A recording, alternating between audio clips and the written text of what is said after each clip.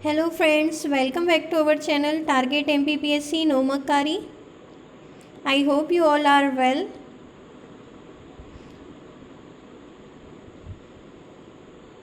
आप सभी को पता है कि टारगेट MPPSC नोमक्कारी चैनल मेंस राइटिंग के पर्पज़ से स्टार्ट किया गया है। 3 मार्कर क्वेश्चंस को हमने इसमें अपना पहला एम बनाया है। MPPSC 2014 के पेपर हम सॉल्व कर रहे हैं इसमें, जिसमें पेपर फर्स्ट का सॉल्यूशन अभी चल रहा है। पार्ट 8 है ये। चलते हैं अपने पहले क्वेश्चन पर। पहला क्वेश्चन है अपना हड़प का सिद्धांत।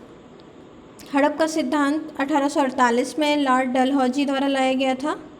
इस सिद्धांत के अनुसार यदि किसी सुरक्षा प्राप्त राज्य के शासक बिना एक स्वाभाविक उत्तराधिकारी के हो जाए तो उसका राज्य उसके दत्तक उत्तराधिकारी को नहीं सौंपा जाएगा, और यदि उत्तराधिकारी गोद लेने के विषय में अंग्रेज अधिकारियों की सहमति प्राप्त न की गई हो तो वो राज्य ब्रिटिश राज्य में मिला दिया जाएगा। तो ये हड़प का सिद्धांत था। हड़प का सिद्धांत मीन्स राज्यों का अधिग्रहण कर लेना, या तो शक्ति के आधार पर और या तो शांतिपूर्ण तरीके से।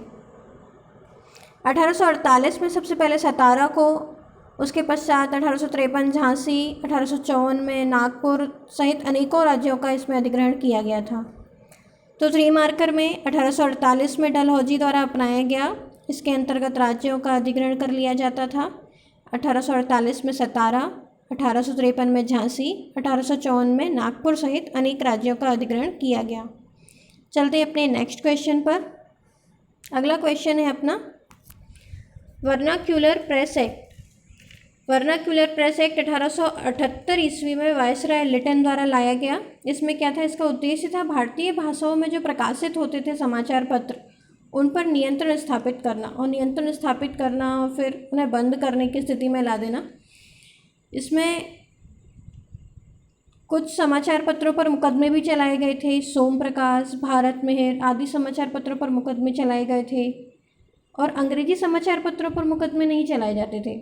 इसी के चलते अमृत बाजार पत्रिका थी एक बंगाली भाषा की, उससे अंग्रेजी में भी परिवर्तित कर दिया गया था कि उस पर मुकदमे ना चला जाए, वर्नाक्यूलर प्रेस एक्ट के अंतर्गत उस पर मुकदमा ना हो। इस घृणित अधिनियम को लॉर्ड रिपन ने 1882 ईस्वी में रद्द कर दिया था।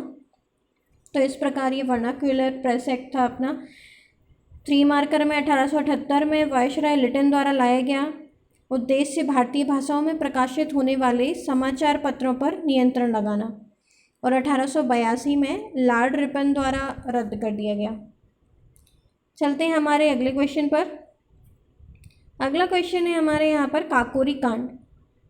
9 अगस्त 1925 को उत्तर रेलवे के लखनऊ में सहारनपुर संभाग में आता है काकोरी नामक स्थान। तो वहाँ पर 8 डाउन ट्रेन पर डकैती डालकर सरकारी खजाना लूट दिया गया था। किसके द्वारा? HRA द्वारा। ये HRA क्या है? Hindustan Republican association. इसकी स्थापना हुई थी 1923 में, सचिंद्रनाथ सान्याल ने की थी। और इसमें क्या हुआ था? काकोरी कांड में 29 क्रांतिकारियों को गिरफ्तार किया गया था, जिसमें 4 को फांसी भी हुई थी। वो 4 कौन थे? पहले थे राम प्रसाद बिस्मिल, दूसरे रोशन लाल, तीसरे अशफाक उल्ला खां, और चौथे थे राजेंद्र लाहिड़ी। तो ये काकोरी कांड था। काकोरी कांड में अपने 3 मार्कर में 9 अगस्त 1925 को हुआ। लखनऊ के काकोरी नामक स्थान पर 8 डाउन ट्रेन में HRA ने डकैती डाली, सरकारी खजाना लूटा, और 29 क्रांतिकारियों पर मुकदमा चलाया गया, जिसमें 4 को फांसी दी गई। इस तरह अपना ये क्वेश्चन कंप्लीट होगा। अब चलते हैं अपने हमारे अगले क्वेश्चन पर। वो है भारत छोड़ो आंदोलन। भारत छोड़ो आंदोलन हुआ था 8 अगस्त 1942 ईस्वी को। अखिल भारतीय कांग्रेस कमेटी ने प्रस्ताव पारित किया था, और इसका मेन एम था कि भारत में स्वायत्त समानांतर सरकारें स्थापित करना। इसमें महात्मा गांधी, सरोजनी नायडू, इनको गिरफ्तार कर लिया गया था।